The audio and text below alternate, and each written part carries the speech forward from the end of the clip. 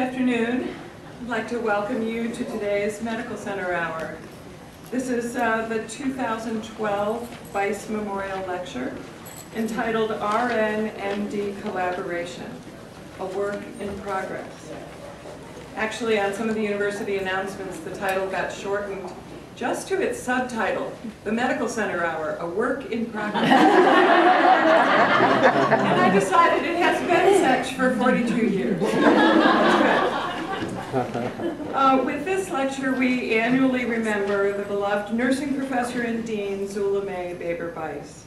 By having the Bice lecture sponsored by the School of Nursing, but offered as a part of the School of Medicine's weekly Medical Center Hour series, we accomplish a purpose that today's presentation addresses: nurses and doctors learning together, to practice together, to improve the quality of healthcare. Now, RN-MD collaboration in healthcare, or the lack thereof, is one of the more serious issues that challenges our struggling healthcare system. Even though such interprofessional collaboration is really at the heart of the care of the patient, traditional ways of educating and training nurses and doctors have, curiously enough, or maybe not so curiously, segregated the professions. But the best patient care can't happen without good interprofessional practice. As we now understand it, such practice might best be inculcated in and experienced by student nurses and student doctors from the outset of their education. And so it is with some urgency and considerable excitement that nursing and medical schools, including UVA, are now venturing into interprofessional education and training of health professionals. School of Nursing Dean Dori Fontaine is a vibrant and compelling champion of interprofessional learning and practice. It's one of the chief items on her agenda as dean. I'm so pleased to welcome Dean Fontaine to the Medical Center Hour this afternoon and have her introduce to you our 2012 Bice lecturer, nurse author Theresa Brown. And let me quickly add that Ms. Brown has completed all the required forms and in so doing disclosed no financial conflicts. Dori.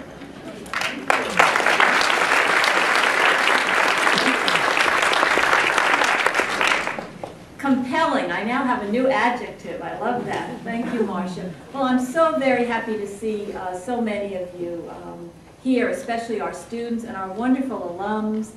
We even have a special alum here, Mary Jane Morris, that was supervisor of the hospital from 1942 to 1982. I mean, can you imagine? So we are just delighted to have this level of interest in this terrific topic today. So thank you, Marcia, for that wonderful introduction. And I'm pleased to welcome everyone to the 35th annual Zula Bice Memorial Lecture. And I want to especially thank Marcia and the Medical Center Hour for their continued collaboration for all these years.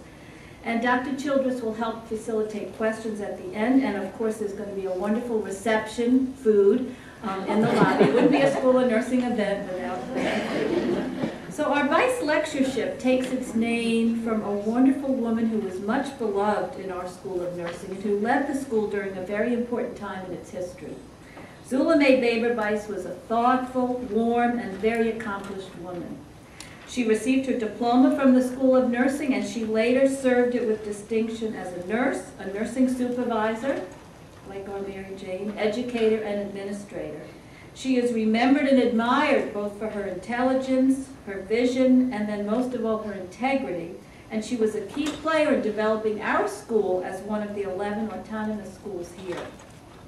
I think she's also most famous for having married Professor Ray Bice, who passed away in December of last year. He was a dear friend to many, many. I got to know him just slightly. He was ill by the time I got here. But it was their love affair, which when we have time one of these, I think we should tell that story. It was their love affair and how he remembered his wife who died of cancer for this wonderful lectureship. So as you read in your program today, our lecturer is a very accomplished nurse and author, Theresa Brown. You may have read one of her very insightful opinion columns in the New York Times. Her column, aptly titled Bedside, debuted in June with a very human argument in support of the Affordable Care Act. Her most recent column, The Human Cost of the Second Amendment, focused on the consequences of gun violence from a nurse's perspective. And as a trauma nurse, I especially appreciated that one. Her commentary rang true in the aftermath of the tragedy in Aurora this past summer.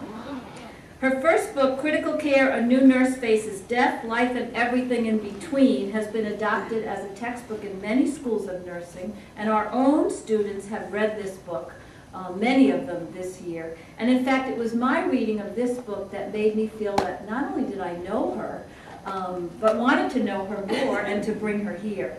She's contributed to the New York Times, their Well blog, Scrubs Magazine, CNN.com, the American Journal of Nursing, and the Pittsburgh Post-Gazette. She's a member of the National Advisory Council for the Hunter College Center for Health, Media, and Policy. You must work with Diane Mason, yes, of course. And interestingly, she started her career, as many of our clinical nurse leaders have done here, in another field. She is an English professor. Which is all the more compelling. I'm always so fascinated. How do people work their way into our beloved profession? So we are thrilled to have her here with us today. The University of Virginia is very intent on working hard to grapple with RN-MD relationships. In fact, Dr. Bob Gibson and myself are chairing a new task force. Yes, we need more task forces. It's called RN-MD relationships. And so I'm going to be taking good notes. So please join me in welcoming our very special guest, Theresa Brown.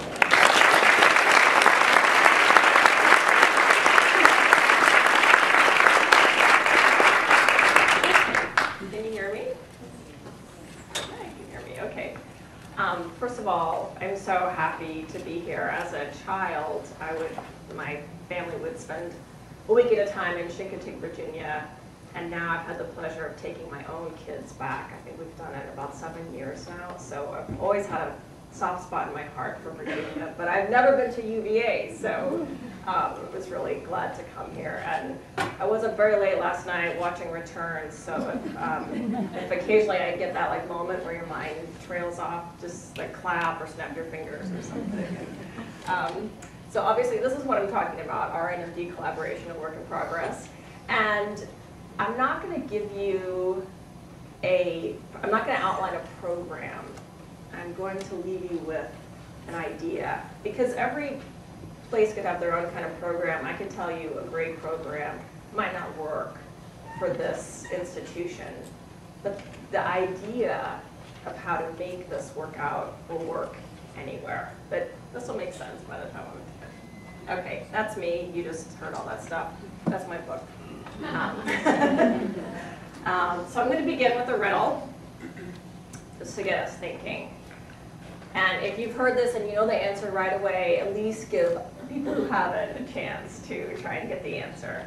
So, a father and a man and his son are driving, get into a car accident. Son is taken to the hospital. It's on a stretcher. Doctor looks down and says, "Oh my God, this is my son." Who's the doctor?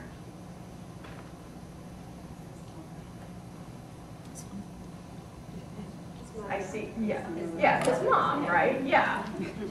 Have you all heard that before, or did you get it right away? You've heard it before, yeah.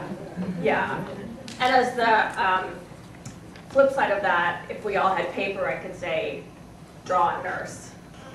And how many of us just automatically would draw a woman? And I told this riddle before, and it is amazing the lengths people will go to not get that the doctor in the hospital is the mom. And my two personal favorites are, it's a gay couple. So people more quickly go to, it's a gay couple than it's a doctor who's a woman and a mother, or the person in the car was a priest. So then you can still have the actual male doctor, father, in the hospital.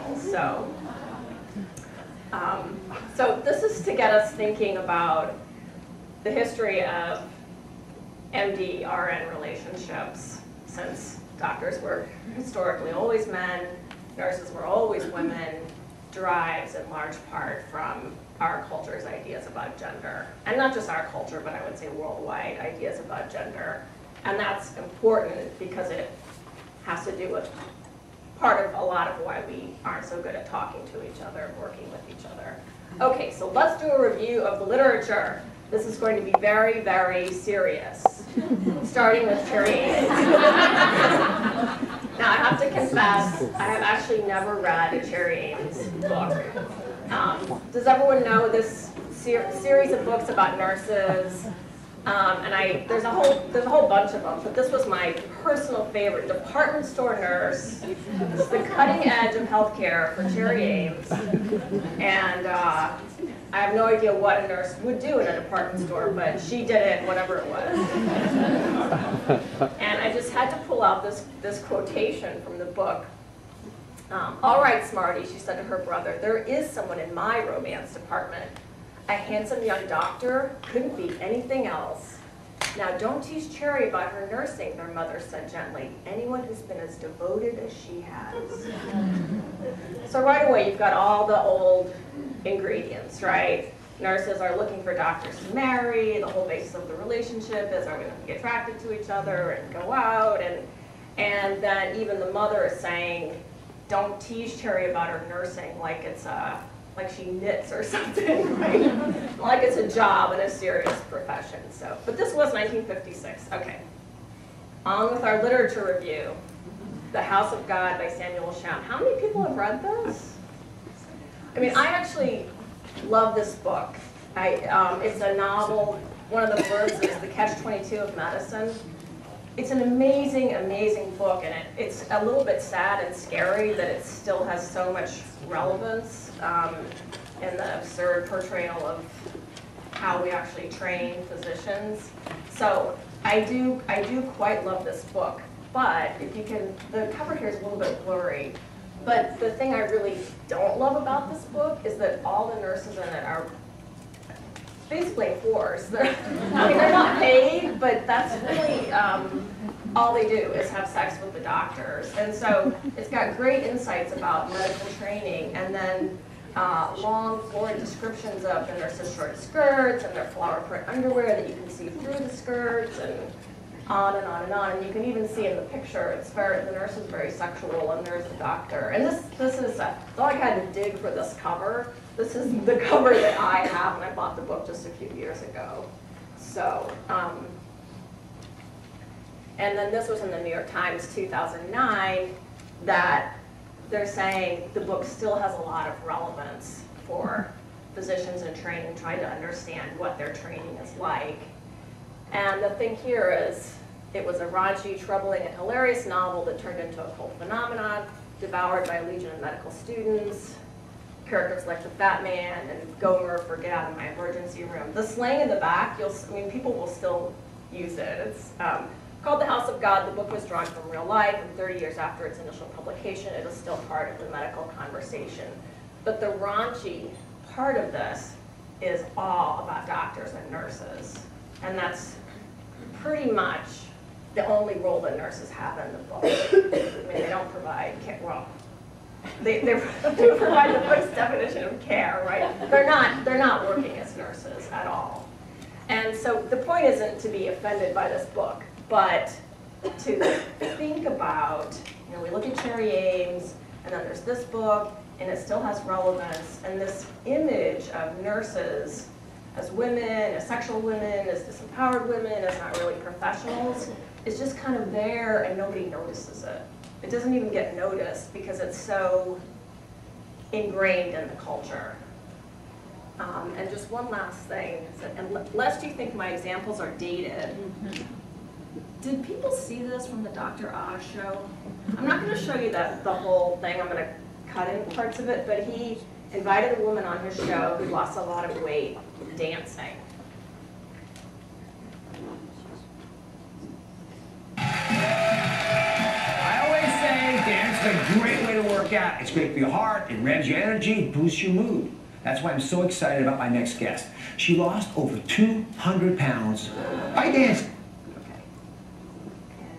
cooking, dance while I'm cleaning, going out with the girls, going out on a night out in New York. Just get moving. I love and I it. decided to just keep it moving. So in the very beginning, because I got folks watching right now saying, well, you know, she got done, but it was hard in the beginning, I'm sure. What inspired you? You know, I was down and out in my life, and I was at a time where I knew I needed to make... Okay, so sorry I'm cutting off her testimony, but So okay. teach me now. Okay. Do you guys want to join in too? You know, we gotta get sexy too. We gotta, you know, be kind of sexy with it. Get my hat going. So the first move is that's because we're your nurses. We're gonna help keep America moving for you, okay? Oh, I love it. All right, so we're gonna go. We call it the Sean Paul Shuffle. 1 and 2 and 3 and with a cha cha cha. Left and 2 and 3 and with a cha cha It's cha. even better. Now, we got some fellow nurses going to help us, right? Yes. I want you fellow nurses coming down. We're all going to do this together. We're going to put it together for a big party. Oh, look at it coming. All right, audience, you ready? All right, I'm nursing. Let's move the moves. Ready to go. 1, 2, on the mark. You get the idea. Everybody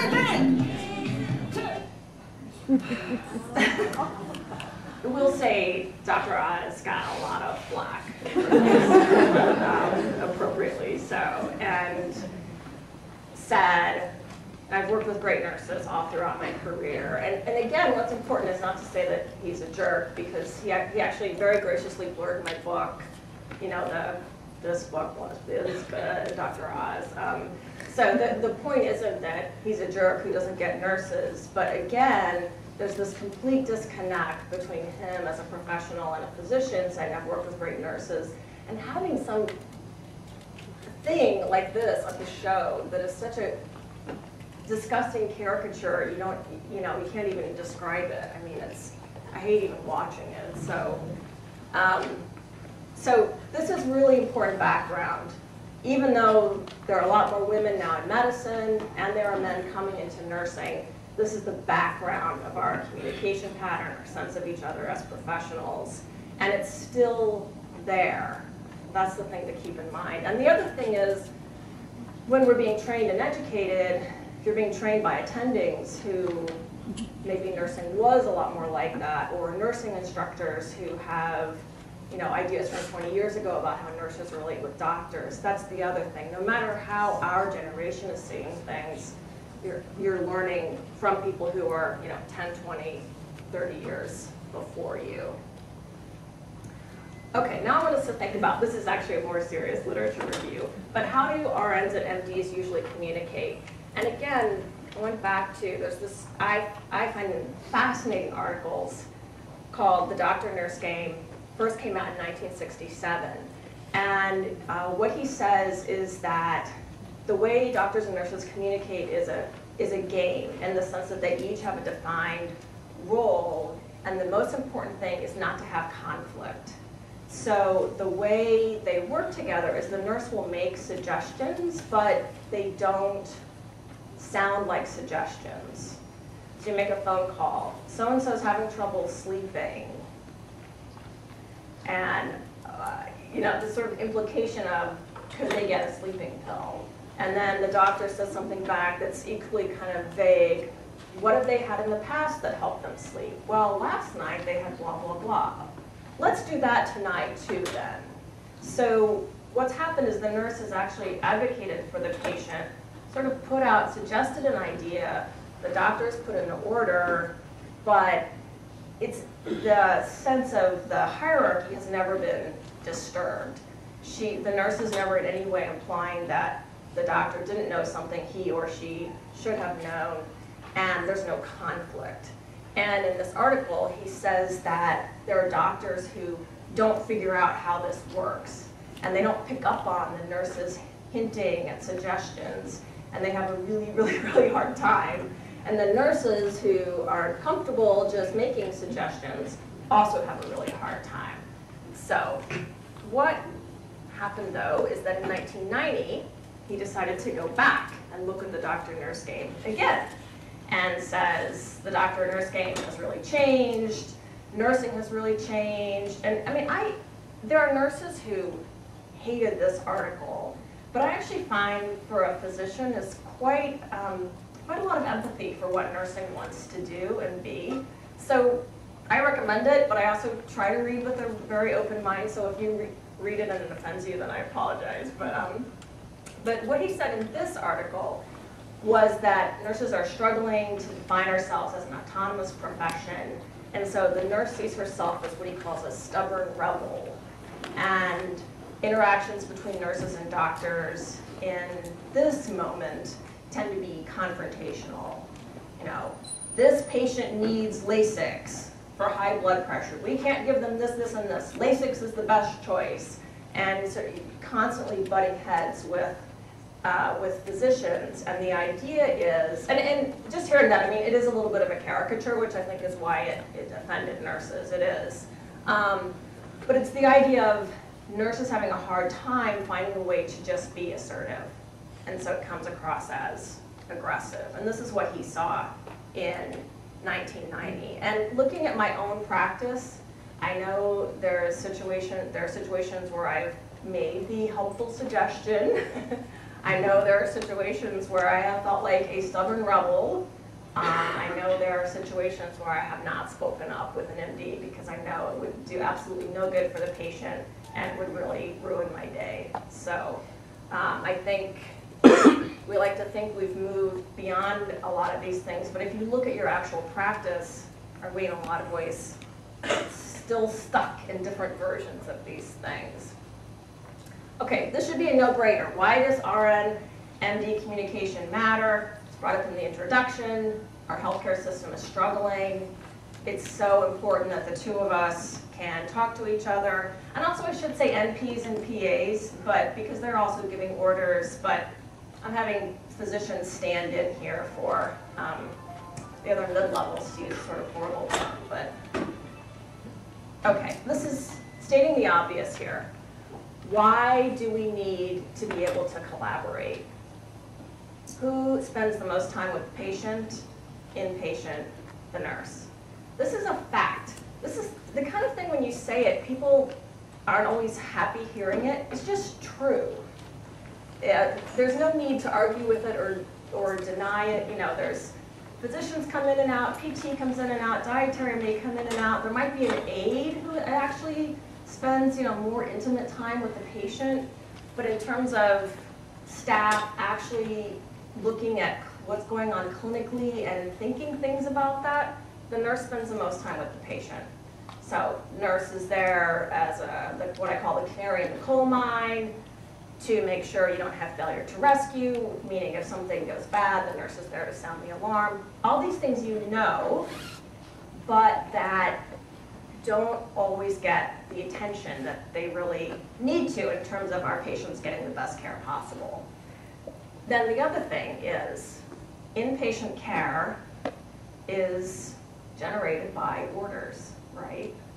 And this is such a peculiar concept to me because, you know, if you work in the hospital, this is what you do, right? Like, you get orders, you give orders, you carry out orders, you question orders, it's all about orders.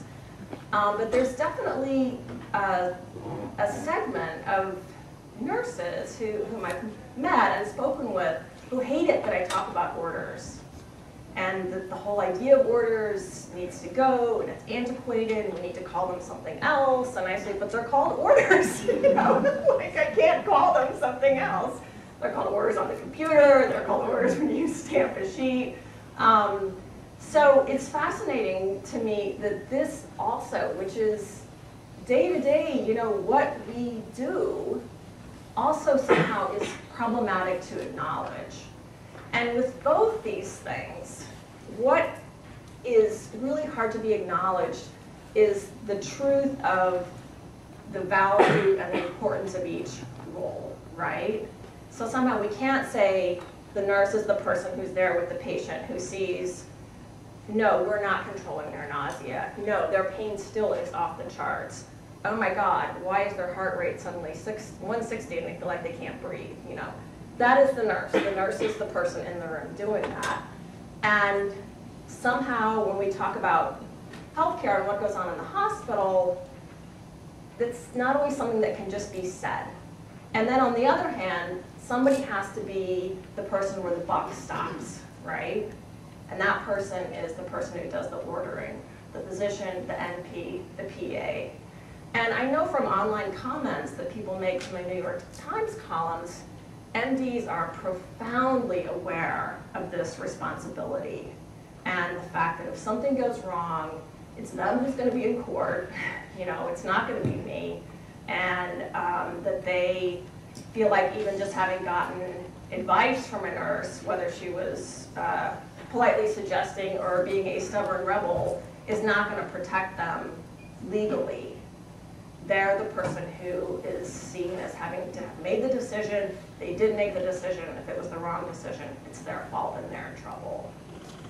And this is a reality, I think, in nursing we're not always so good at acknowledging, that doctors feel this, and I get the sense that they do feel it quite profoundly, especially when they're first starting out and learning how to be MDs. So we have to acknowledge that nurses spend a lot of time with patients, and we have to acknowledge that the way the hospital works right now is on a system of orders.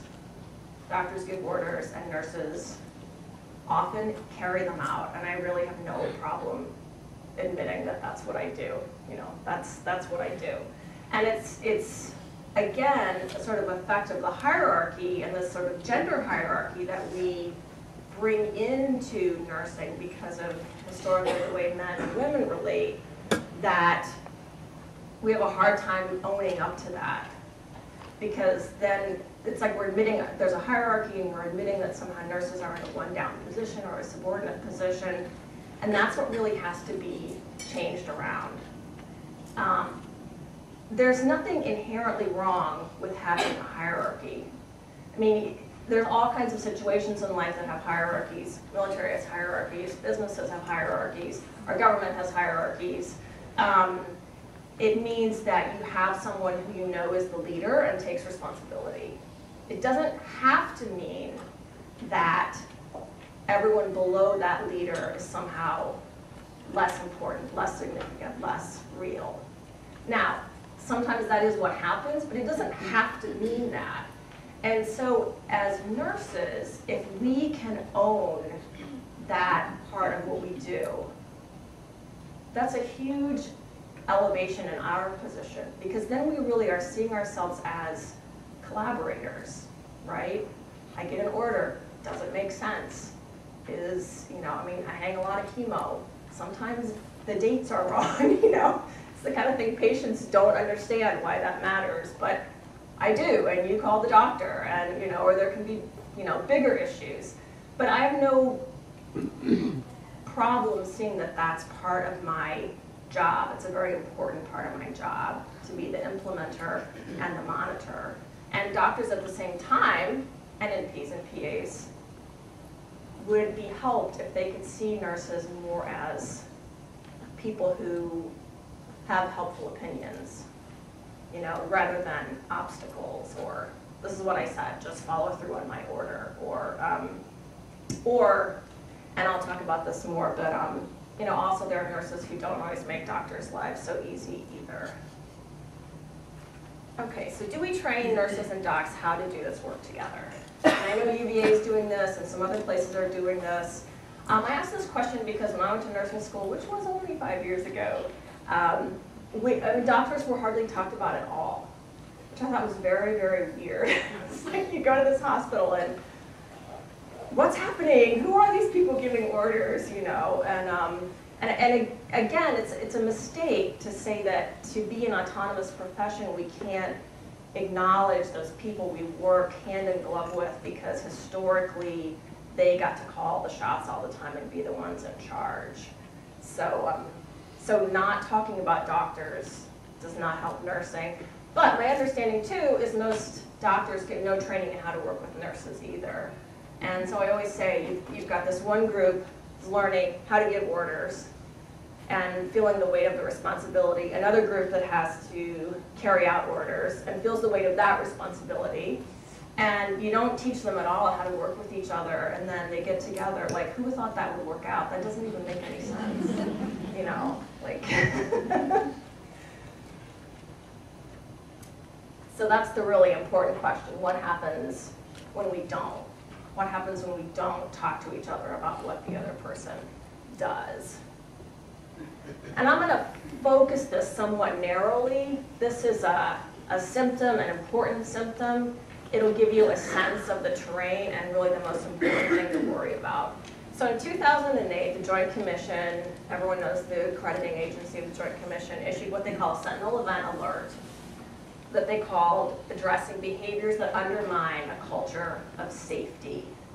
And what they meant was intimidating and disruptive behaviors.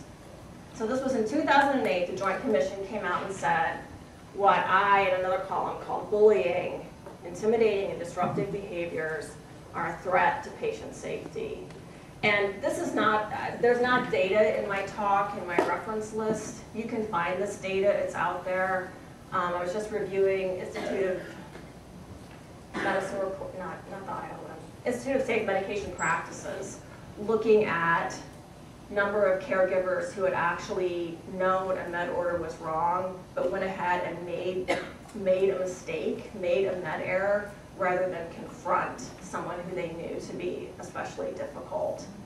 And if you don't know this, you should. Hospitals are not always very safe places for patients. Lots and lots of mistakes all the time at a really shameful level. So the thing to say is not, well, so there's some miscommunication, there's a med error, it doesn't really matter. I mean, yeah, because already there's errors happening, you know, completely accidental errors that are happening. And so to know that something's going wrong, and yet you're not able to speak up, because you know if you do, it's just going to not go well for you and it won't make a difference. Anything that adds to the danger to patients needs to be fixed. It's serious, absolutely serious. And this is the Sentinel Event Alert is actually longer. I just pulled out this little piece of it. Intimidating and disruptive behaviors, often manifested by healthcare professionals and positions of power. And power is the really, really, really important word here, because power is the miasma that flows through all of this. And when I was writing about this, I talked to the head of the Joint Commission, and it was very important to him to say, this is not just physician RN. And anyone who's been in clinical practice knows, you've seen doctors pick on nurses, you've seen nurses pick on doctors, you've seen nurses pick on nurses, you know, it's, you know, you could draw a diagram and everyone would be connected in a sick, upsetting way, right? So that's important also that, you know, we're talking about RN-MD collaboration, but I want to make it clear that it's not like there's perfect communication among the disciplines either, but. So I know this terrain well because I wrote this column, 2011. My editor thought of the title, Physician Heal Thyself. I thought it was very clever. Not everyone reading it really appreciated how clever it was, so. But the story here is, this was a true story. Morning rounds in the hospital, the entire medical team stood in the patient's room. A test result was late, and the patient, friendly middle-aged man, jokingly asked his doctor whom he should yell at, turning and pointing at the patient's nurse. That would be me. The doctor replied, if you want to scream at anyone, scream at her. And then out in the hallway, I somewhat confronted him, not as well as I could have, but he's time-honored tradition, blame the nurse whenever anything goes wrong. And I could talk just a lot about this column. But the reason I bring it in here is to talk about the reaction to it, which was actually hugely educating for me. So, common reactions, this nurse has no sense of humor. The physician was joking. And all you have to do to realize that's not the case is to just flip the roles. And imagine if I had said that to the patient. Oh, if you want to scream at anyone, scream at the attending. You know, he might have thought it was funny. He might not. And it's sort of like Dr. Oz and the Dancing Nurses. This idea that you can say, I respect nurses, I work with nurses, but why can't you take a joke? Like, you know, but which member of a profession really wants to be the butt of jokes from someone they work with? And I thought, would you ever expect that from, say, an architect working with an electrician? Or, you know, you can think of all sorts of different, like, professional relationships with hierarchies where there wouldn't be a presumption that one member of the lower status group is just there to be made fun of whenever you feel like it. You know, that's called bullying. And the other thing people said was, you know, it's not, this is a pretty harmless incident, but of course I'm not going to write a column about something terrible that happened. Not that I had a column to write, but I wouldn't have anyway. And then just the general, okay, so I said nurse needs to get a sense of humor.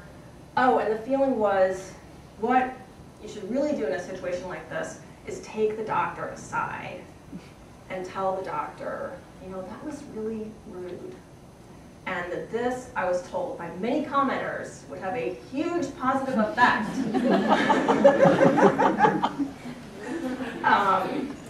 And that is also fascinating, because what I learned looking into this more and more is that physicians who act like this all the time. Like if you ask a chief medical officer, a chief nursing officer, who are the problem docs, probably never comes up at UVA, but in other places, you know, they know, like they can give you a list. It's not a secret. And it's not a secret when there are nurses who are really, really difficult with everyone they work with. So again, it gets back to this hierarchy, our history, you know, why do you mind being made fun of when you're at work in a professional situation? And you know, why can't you just handle this quietly without conflict, and really it will make a difference. And you know, it was 2011, so.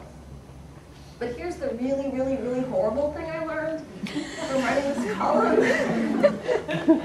I mean, the people who wrote in such impassioned ways and were miserable were medical students.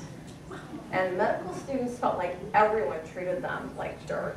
You know, nurses, housekeepers, you know, interns, and anybody, right? You know, patient visitors, no, I don't, you know, but, and I thought this was so awful, because then it's all starting right there. So medical students are learning, this is how you handle stress, this is how you treat people you work with, anyone who has an opportunity to make someone else feel like an idiot, you know, in the healthcare setting, go ahead and take advantage of it, and then it keeps perpetuating itself. So not to get off on the topic of bullying and disruptive behavior, but this seemed like such really, really important information that one thing we can all do is just try to be nicer to medical students. You know, they're learning. I mean, that's why they don't know things, so. So I've gone through this already, but just to recap, when we talk about barriers to doctor and nurse collaboration, this historic imbalance of power, which completely reflects historic imbalance of power between men and women in our society and the world. Poor understanding of each other's roles and responsibilities. And I got at that when I said, you know, do we have a sense of what the doctors are worried about? Do they have a sense of what we're worried about? Not just with orders and spending time with the patient, but you know, the whole kit and caboodle. And then a stress system. Everyone knows our system now is very, very, very stressed.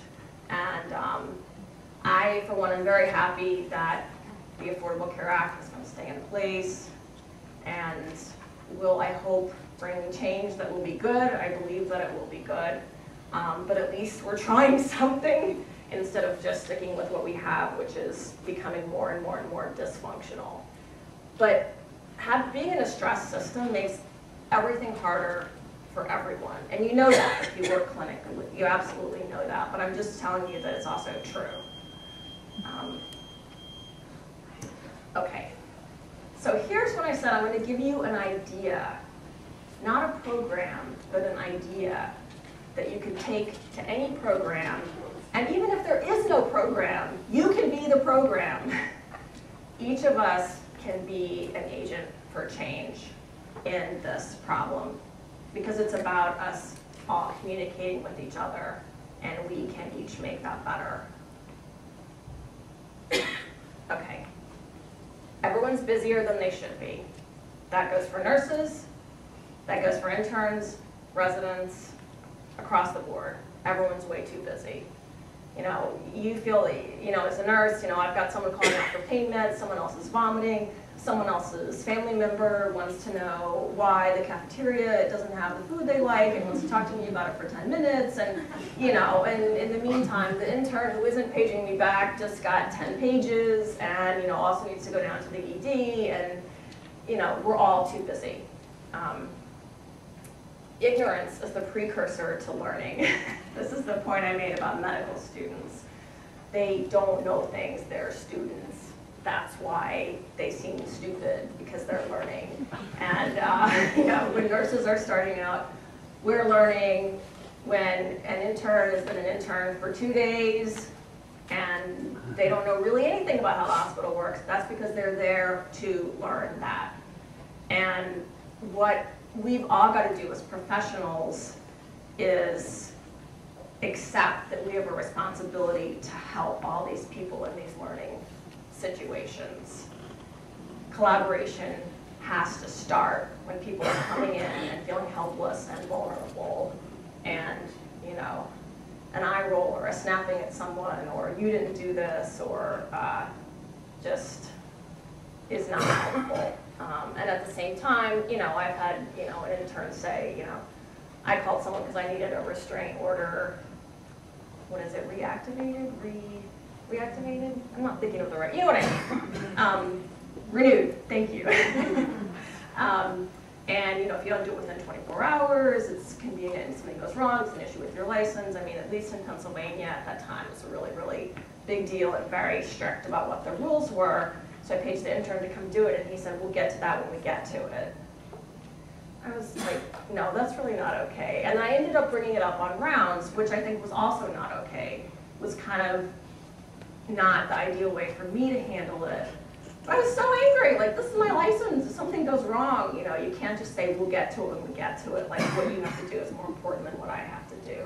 And each of us in that situation could have communicated better. You know, if he had said, I'm swamped, can I be there in the 10, 15 minutes? Yes, I can wait that long, or can my resident do it, or can you grab a fellow, or, you know.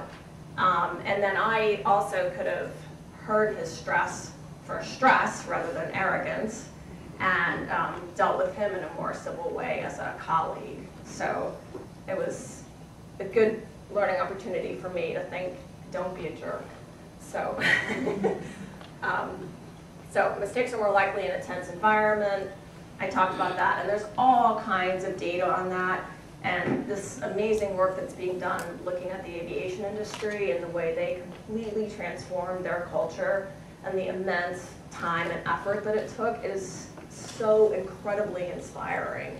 And we have the same issues in healthcare, and the evidence about mistakes is just as valid for us. And then finally, being kind is never misguided. Never, never, never, never, never. When you remember, you know, that person's stressed, whatever. There are people who are jerks. There are people who are jerks in all professions, right? But try to start with being kind, and hopefully it will make a difference. So this is what I would like to see, the Doctor-Nurse Game 2012. Physicians and nurses are colleagues.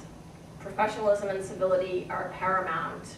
Team medicine is a practice model, and good communication is essential for good patient care. And I put this up here because it's not like any of these ideas are, woo, Theresa Brown's a genius, who would have thought this, you know? That's not it at all. They're so obviously common sense.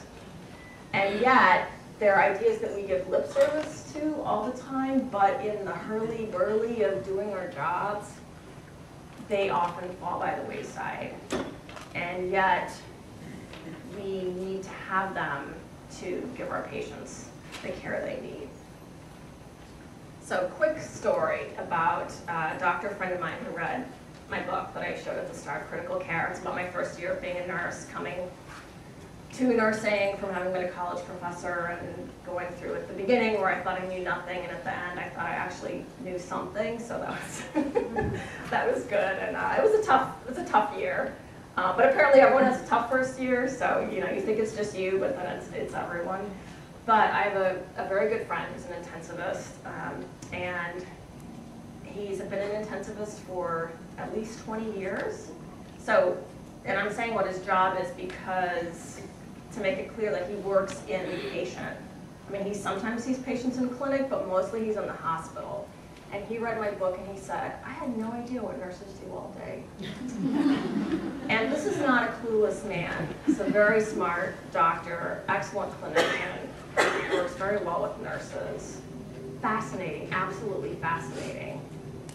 And, he was amazed. And he didn't say it just once, he said it over and over and over again. Absolutely fascinating how the work that we do can be invisible to the people we're working so closely with. But at the same time, purely by accident, I ended up educating myself about what interns and residents do. When I was thinking about going back to school, a friend of mine said, oh, I've got these books by Perry Kloss. She's written several books about healthcare. She's a pediatrician. There's a really good book, too, about her being in medical school. This is the one about internship and residency. And she writes for the New York Times also. But a friend said, oh, you're thinking about going back to nursing school. Hey, you want to read this Perry Kloss book? And yeah, and it's such a great, detailed account of how hard internship and residency are, what it feels like to have stayed up all night, and then how you end up being sort of sucked into staying even later at the hospital than you want to, and you're so exhausted, and all the pressures on them, and how they want to, she talks about actually looking down at a patient in bed and envying them because they could sleep and she couldn't. And being aware that there was something profoundly disturbing about but because I read this book, purely by chance, I would like to say I showed much forethought, but I didn't. Because I read this book, I knew when the interns came in and they were like, oh, you had call last night. I had a sense of physically at least what they'd been through or what some of the pressures on them were. Finally, if we can't talk to each other, we can't guarantee good care. And the idea I really want you to take away from my lit review is there are all kinds of ideas in our culture about what we do, what our jobs mean. And the one thing we have to do to change that is to find true narratives, right? Which does not mean you have to read my book, but if you're an MD, do you think about what nurses do? Do you find a way to learn about it? Do you have a sense of it? If you're nurses, do you know how frustrated doctors are about fee-for-service or the amount of time they have to spend charting? Or, we have these two worlds that so rarely talk to each other. And that's the idea I want you to leave with, to start just by talking to each other and also listening to each other. Which is hard, really hard, when you're busy and 5 different things need your attention all at the same time. So finally, MD-RN collaboration may always be a work in progress, stress system, long history, tough jobs, but it will improve if we practice, practice, practice. And finally, my last thought, this is the one thing I want. First, to start calling each other by name. And my husband's a professor, and they never sit around in meetings talking about Professor Brown, could you call Professor Smith? But MDs will do this, talk about each other as Dr. so-and-so. And I really want us, if we're working together, we're collaborating, I want us to all have names. And you can all start that by having your own name. And your name is not Dr. X or Nurse Y, but just your name. It's a start. So thank you.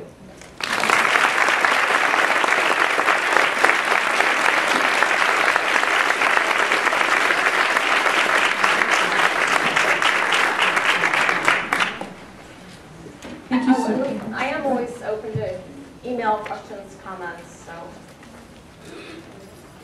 We have a few minutes for your comments and questions. A nice provocative talk. Thank you so much.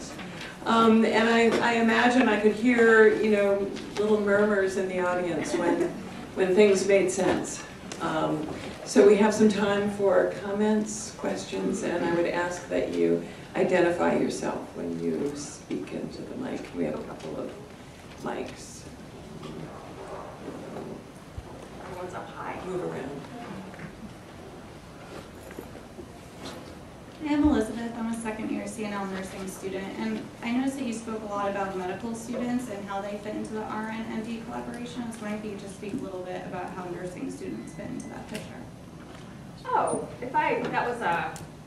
yeah, I didn't mean to imply. I guess I was thinking of nurses and nursing students. I guess because, medical students have there's medical school and then internship and residency, and we finish nursing school and then we start working. So, that has to be really a policy or a programmatic initiative where nursing students would actually have a way that they could physically work with in a collaborative way, or some workshop with interns, residents. I think it needs to be on that level. I don't know if, here, there's two schools of thought on this thought. One is nursing students and medical students should work together because then you start this sense of collaboration right at the beginning. And there's actually a lot of merit to that. I would say if that can't work, at least find a way for nursing students when they're doing clinicals to actually interface with MDs in a way that's real, so that you don't have this problem of nurses starting their job and feeling like, I don't even know how to talk to a doctor because I never have in my whole career as a nursing student.